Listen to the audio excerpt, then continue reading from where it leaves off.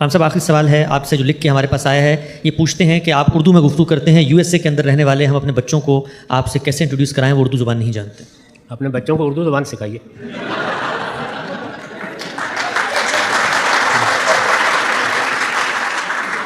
یہ میں نے ادراہ تفنن نہیں کہا، اس کی وجہ سن لیجیے. دنیا کا ہر علم جب پیدا ہوتا ہے تو زبان کا پیرہن اختیار کر لیتا ہے. ہر علم، سائنس کا بھی یہی معاملہ ہے. آپ پاکستان میں چیخ اٹھتے ہیں اگر کل پابندی لگا دی جائے انگریزی پڑھانے پر. کیوں؟ کیا وجہ ہے؟ آپ یہ کہتے ہیں کہ اس سے ہم سائنس کے علوم سے محروم ہو جائیں گے. تو اسلام ایک علم کے طور پر 3 زبانوں میں ڈیولپ ہو چکا ہے، عربی، فارسی اور اردو.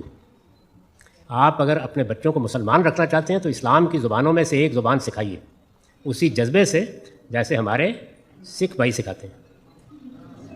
اگر آپ یہ نہیں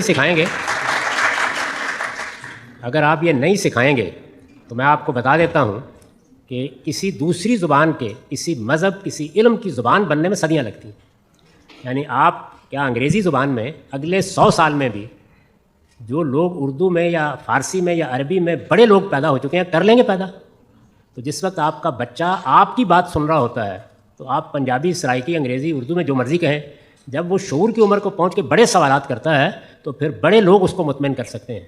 میں آپ سے سچ کہتا ہوں کہ اسکول کے زمانے میں میرا چونکہ فلسفے اور تصوف کا پس منظر تھا تو 9ویں جماعت میں میں ملحد ہو گیا ہوتا اگر ابوالکلام اور اقبال اور ابوالعلا مودودی نے اس وقت نہ سنبھالا ہوتا. میرے والدین کے بس کی چیز نہیں.